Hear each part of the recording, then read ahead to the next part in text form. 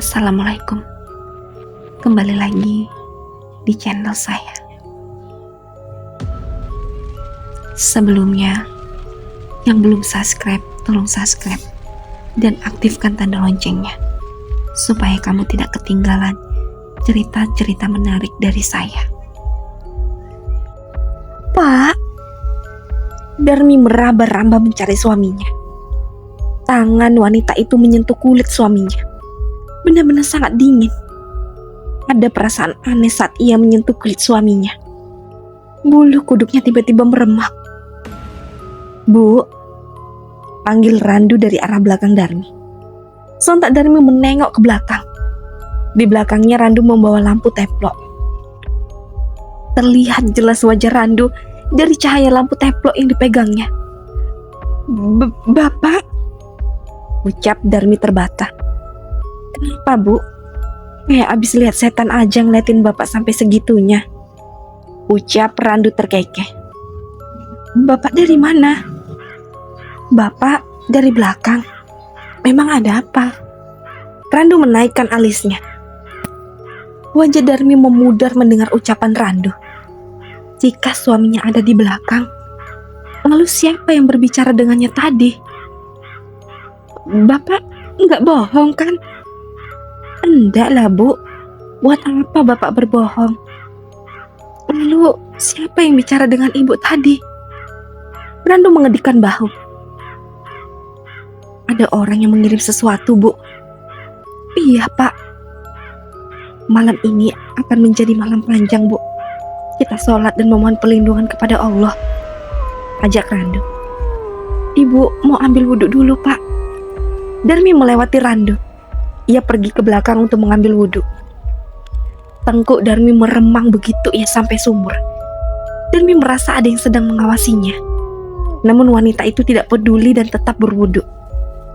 Ketika keluar dari sumur, sosok mengering menunggu Darmi di luar. Sosok hitam dengan mata merah dan gigi tajam menatap Darmi penuh kebencian. Minggir, bentak Darmi. Namun sosok itu tetap berada di depan Darmi, menghadang jalannya. Mulut Darmi komat kamit membaca doa. Tak lama kemudian, sosok menyeramkan itu menghilang. Wanita itu lalu masuk ke dalam rumah. Ia dan Randu lalu melaksanakan sholat dan berzikir. Biar suara seperti benda pecah berasal dari dapur. Apa itu, Pak? Biarkan saja, Bu. Suara-suara di dapur semakin gaduh, seperti seseorang yang sedang marah dan melempar-lempar benda-benda yang ada di dapur. Setelah 1 jam suara-suara itu mereda. Alhamdulillah, Pak, sudah berhenti suara-suara itu, ucap Darmi. Wanita itu bangun dari duduknya. Ibu haus, Pak. Lupa tadi tidak bawa minum. Ibu ambil minum ke dapur dulu ya. Hati-hati, Bu. Masih ada mereka di dalam rumah kita. Insya Allah, tidak apa-apa. Ada Allah bersama kita. Tadi yang di ruang tamu menyerupai Bapak. Ibu hanya terkejut. Tapi tidak takut kok. Bapak tenang saja. Darmi meninggalkan Randu pergi ke belakang. Dapur dalam keadaan berantakan. Peralatan dapur berserakan. Lampu minyak yang berada di dapur padam. Keadaan menjadi gelap gulita. Tangan dingin menyentuh leher Darmi dan mencekiknya. Dia membaca doa dalam hati. Perlahan-lahan sentuhan itu mengendur. Alhamdulillah, ucap Darmi penuh syukur. Darmi mengambil air untuk dibawanya ke kamar. Tiba-tiba di depan muncul sosok perempuan dengan wajah hancur mengulurkan tangan, mencekik lehernya. Wanita itu kesulitan bernapas. Darmi berusaha melepas tangan sosok perempuan dengan wajah hancur itu. Ia membaca doa terbata-bata. Sosok perempuan dengan wajah hancur lalu melepaskan cekikannya lalu menghilang. Di dalam kamar, Randu mencium bau bunga melati bercampur bau busuk. Kau dan istrimu akan mati malam ini juga. Randu menoleh ke belakang, di mana bau melati bercampur busuk dan juga suara itu berasal. Di belakangnya, sosok perempuan dengan pakaian berwarna merah darah dengan rambut panjang tergerai. "Siapa tuanmu? Aku tidak memiliki masalah dengan orang lain. Kenapa tuanmu menginginkan aku dan istriku mati?" tanya Randu kepada sosok perempuan dengan baju berlumuran darah. "Oh, tidak perlu tahu siapa tuanku." Sosok perempuan berlumuran darah terbang. Ia menyerang Randu. Untung pria tua itu sigap dan berhasil lolos dari serangan sosok perempuan berlumuran darah itu. Sosok perempuan itu tidak mau menyerah begitu saja. Ia kembali menyerang Randu. Sambil menghindari sosok itu, mulut Randu komat kamit membaca doa, membuat sosok perempuan berlumuran darah menjerit kepanasan. Randu terus membaca doa, membuat sosok perempuan dengan baju berlumuran darah semakin menjerit kepanasan. Setelah sosok perempuan dengan baju berlumuran darah pergi, ini berganti dengan bau busuk yang sangat menyengat. Di hadapan Randu yang sedang berzikir, muncul sosok pocong dengan kain kafan berwarna coklat. Wajah pocong itu penuh dengan belatung, mata merah menyala. Pocong itu melompat-lompat mengelilingi Randu. Ia menyemburkan ludahnya yang konon katanya, ludahnya menimbulkan luka yang tidak bisa dibersihkan. Beruntung Randu berhasil menghindarinya. Sementara itu, Darmi membawa satu ceret berisi air. Begitu sampai di depan kamar, ia terkejut di hadapan suaminya berdiri sosok pocong dengan kain kafan berwarna kecoklatan, seperti bekas tanah. "Astagfirullahalazim," ucap Darmi. Ceret dan gelas di tangannya hampir jatuh melihat apa yang ada di hadapan suaminya. Pocong itu menoleh ke Darmi. Ia lalu menghilang dari hadapan Randu dan kini berada di hadapan Darmi. Jarak pocong itu dengan Darmi sangatlah dekat, hingga Darmi dapat melihat dengan jelas belatung-belatung menggerogoti wajah pocong itu. Bahkan belatung itu terjatuh ke lantai. Bau busuk yang ditimbulkan dari pocong membuat perut Darmi mual. Ia seakan ingin memuntahkan isi perutnya. "Bu, baca doa. Jangan lengah. Jangan biarkan dia masuk," ucapan Randu terhenti.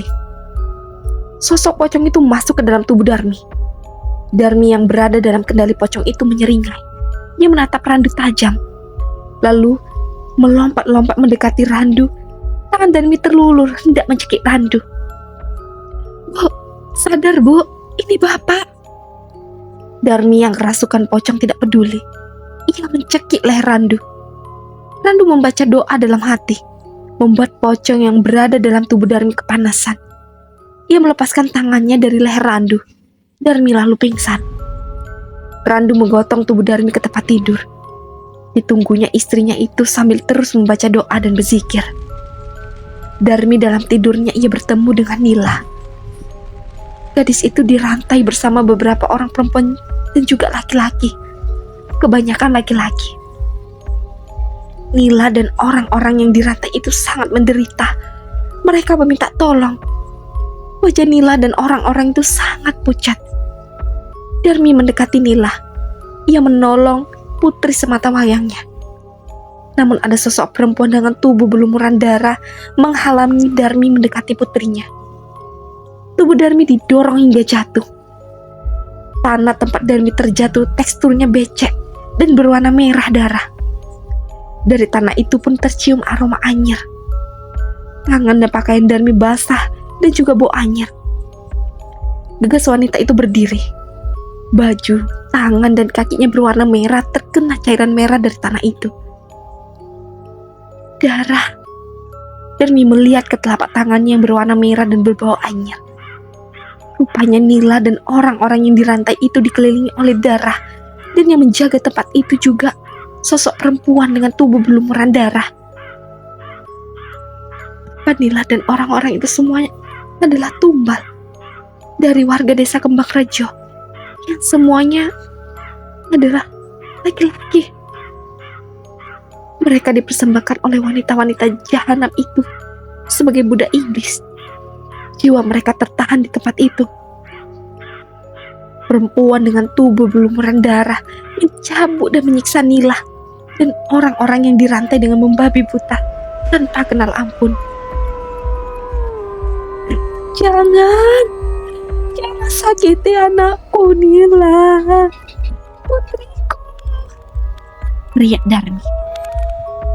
Bu, Ibu, ada apa, Bu? Randu membangunkan Darmi yang berteriak terdalam tidurnya.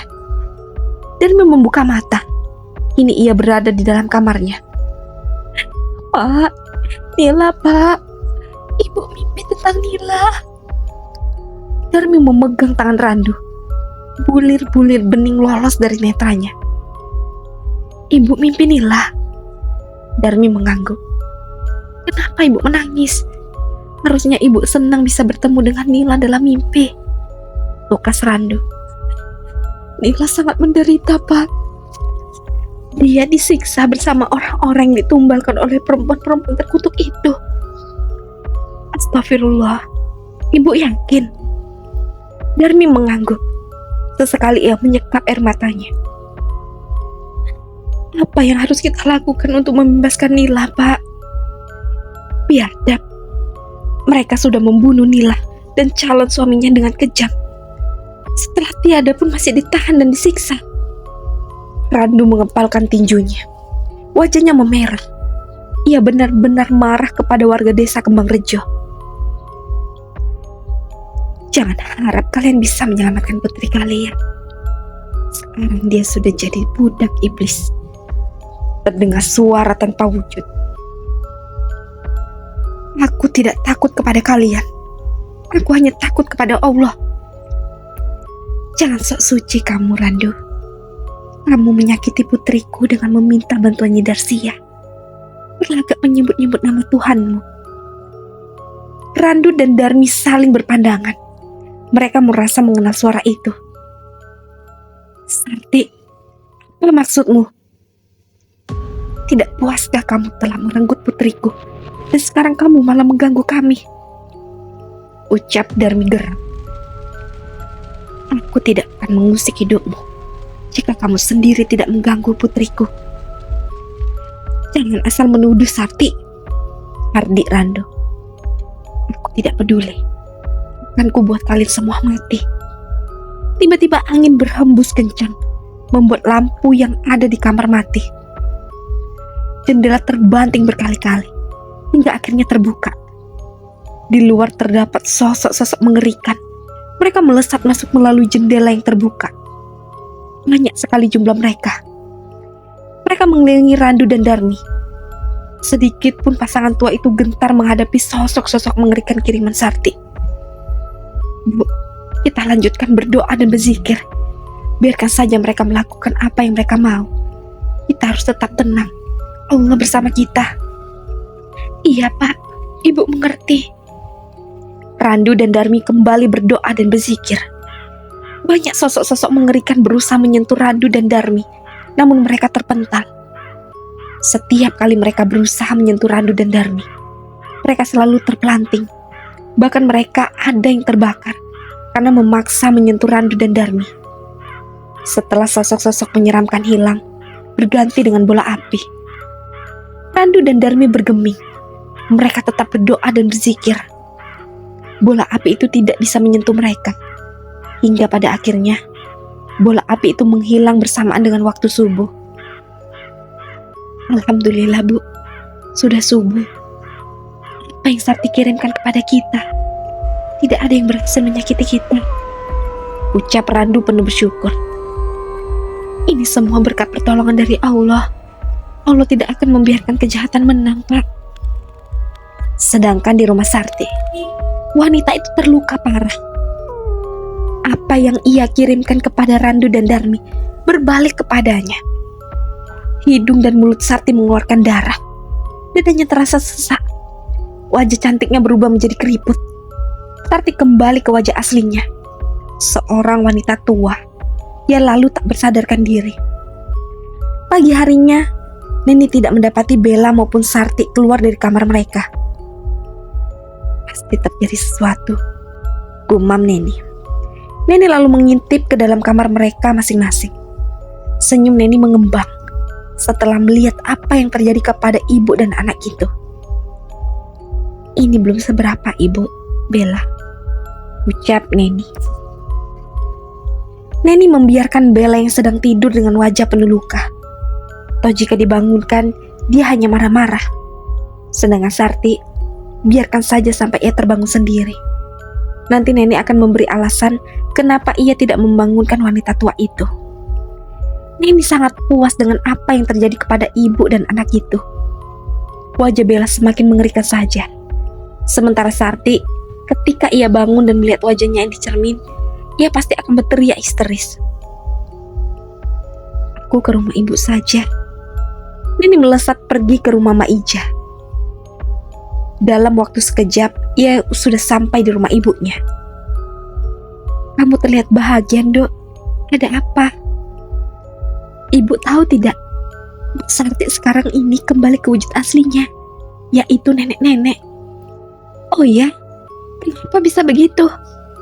Maija antusias mendengar perkataan Neni. Aku berhasil menghasut Bu Sarti.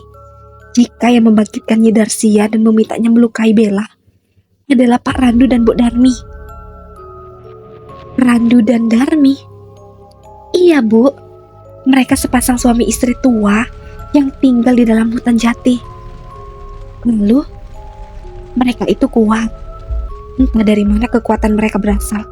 Sangat sulit mengalahkan mereka.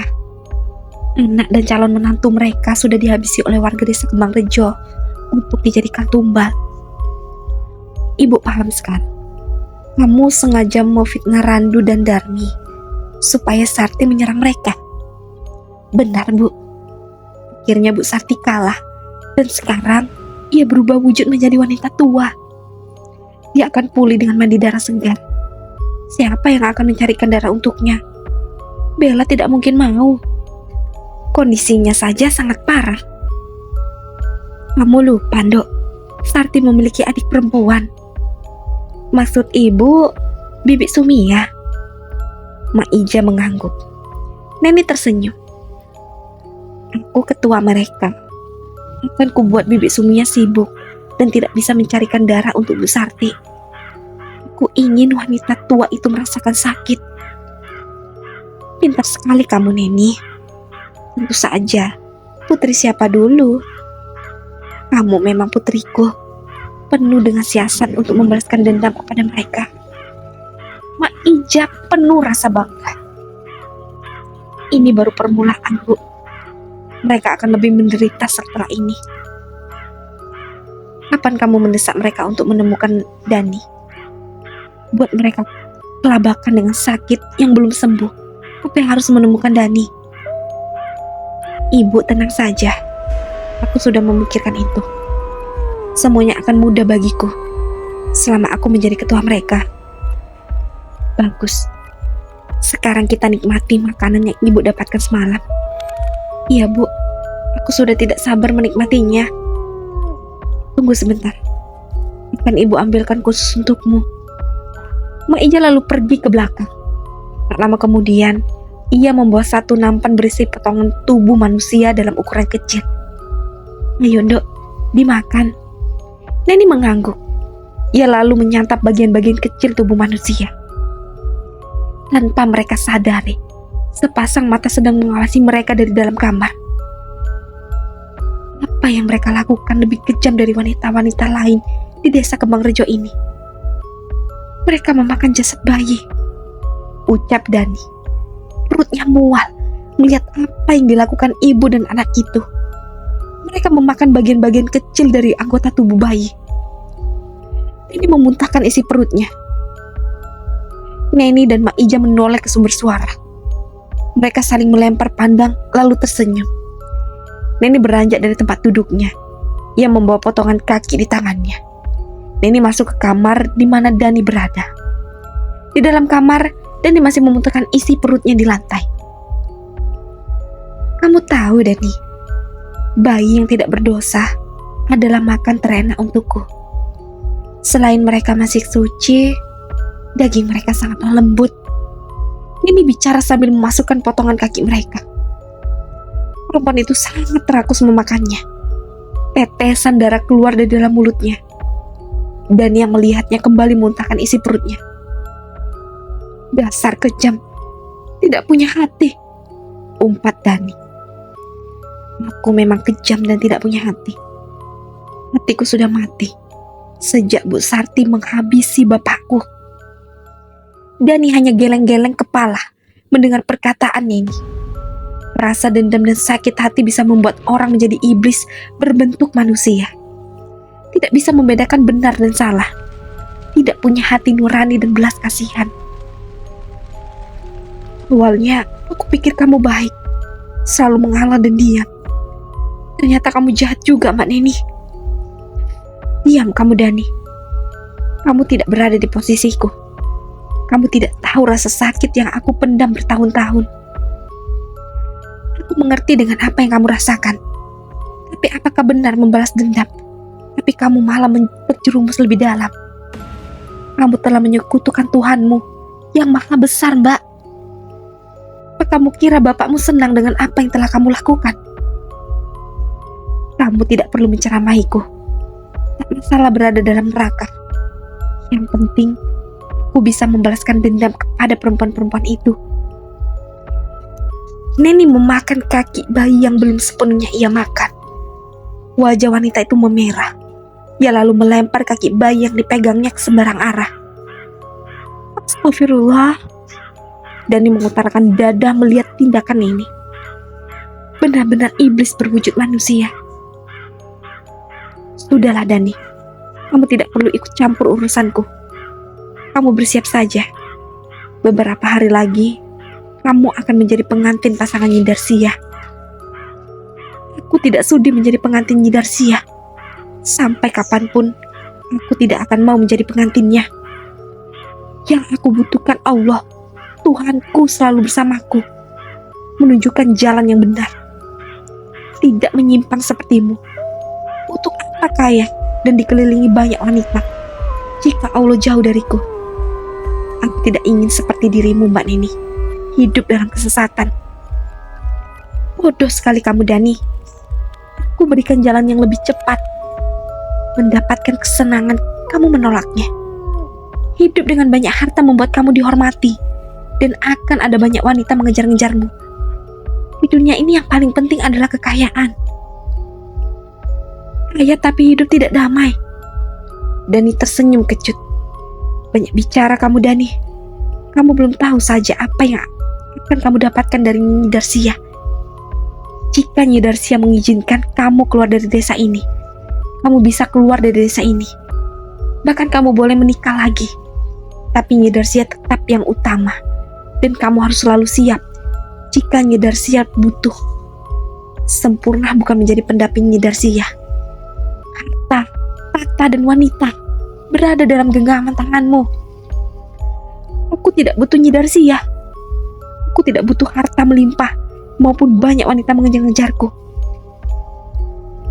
Kamu mau makanan yang aku makan juga, Dani? Tidak. Aku bukan manusia kanibal sepertimu. Jawab Dani ketus. Apa kamu tahu, Dani? Selama tinggal di rumah Bu Sarti, kamu sering diberi makan daging manusia. Kalau aku tahu, tidak sudi aku memakan makanan yang kalian berikan. Dasar munafik. Neni lalu pergi meninggalkan Dani. Hei, aku bukan munafik. Aku memang bukan manusia kanibal sepertimu yang menyukai daging manusia. Teriak Dani dari dalam kamar. Aku harus mencari cara keluar dari rumah Maijah. Aku tidak mau tinggal dengan mereka yang terang-terangan menunjukkan apa yang mereka makan di depanku. Biarkan saja apa yang mau Neni lakukan. Ikuti saja permainannya. Kamu pura-pura tak berdaya. Nanti di saat yang tepat, kamu hancurkan Neni dan ibunya. Saat ini dia dan ibunya sedang berusaha memisahkanmu dari dirimu, Dani. Terdengar bisikan di telinga Dani. Baik, akan aku ikuti permainan Neni. Dani mengangguk. Bella, Mbak Sarti, Neni, kalian di mana? Sumia memanggil-manggil kakak dan keponakannya. Tak ada jawaban. Sampai beberapa kali Sumia memanggil-manggil. Barulah Bella keluar dari kamarnya. Wanita itu memakai penutup wajah. Ada perlu apa, Bi? Tanya Bella ketus. Coba buka penutup wajahmu, Bel. Tidak, Bi. Wajahku sangat hancur. Bagaimana Bibi bisa membantumu jika kamu tidak menunjukkan wajahmu? Tukas Sumia. Mau tidak mau, akhirnya Bella membuka penutup wajahnya. Ada banyak luka di wajah Bella. Selain luka bekas cakaran, bekas garukan tangannya sendiri membuat wajah Bella semakin tidak dikenali. Astaga, bisa sampai seperti itu. Ku minta ibu membawaku ke tempat Maija, tapi ibu tidak memperbolehkan aku ke sana. Benar apa yang dikatakan ibumu, Bel. Kita tidak tahu asal-usulnya. Kita tidak boleh terlalu percaya kepada orang baru begitu saja. Maija itu pandai mengobati orang, Bi. Aku juga tidak tahan dengan luka ini. Semakin perih dan gatal. Wajah cantikku berubah menjadi jelek. Aku akan menggerakkan seluruh tenagaku untuk menyembuhkanmu, Bella. Itu ibu Bel. Di mana dia? Bella mengendikkan bahu. Dia mempertajam pendengarannya untuk mencari sumber suara. Ada di kamar sepertinya, ibu. Ayo, kita lihat ibumu, Bel. Perasaanku tidak enak. Bella mengangguk. Ia dan Sumia pergi ke kamar Sarti. Di dalam sana terdapat bekas sesaji yang berantakan, dan yang mengejutkan adalah Sarti. Kondisinya sangat memprihatinkan. Ia terluka parah. Dari hidung dan mulutnya mengeluarkan banyak darah. Dia juga kembali menjadi nenek tua. Ibu, apa yang terjadi kepada ibu? Bella berlari mendekati Sarti. Dipeluknya tubuh tua Sarti. Mungkin ibumu mengirim santet kepada Randu dan Darmi. Namun apa yang ia kirim berbalik kepada dirinya sendiri. Kurang ajar. Akan aku balas mereka. Bella mengepalkan tangan. Geram dengan apa yang terjadi kepada ibunya. Ibumu saja kalah, apalagi kamu. Saat ini kita pikirkan kesembuhanmu dan juga ibumu. Jangan pikirkan soal membalas Randu dan Darmi. Kita pindahkan ibumu ke tempat tidur. Lalu akan aku coba menyembuhkanmu dengan tenaga dalam. Bella mengangguk. Ia dan Sumia lalu mengangkat tubuh Sarti dan memindahkannya ke tempat tidur. Di mana Neni? Aku tidak tahu, Bi. Bella mengendikkan bahu. Mana itu? Sumia menghentikan ucapannya.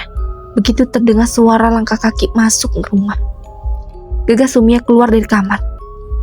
Dari mana kamu? Sumia menatap Neni tajam. Aku dari mencari kayu bakar dan menukarkannya. Kamu tidak tahu? Atau tidak mau tahu keadaan Bella dan Mbak Sarti? Maksudnya Bibi apa? Aku gak ngerti. Kamu tahu Bella dan Mbak Sarti sakit? Aku tahu Bella sakit, Bi. Tapi kalau ibu, aku tahu beliau sehat.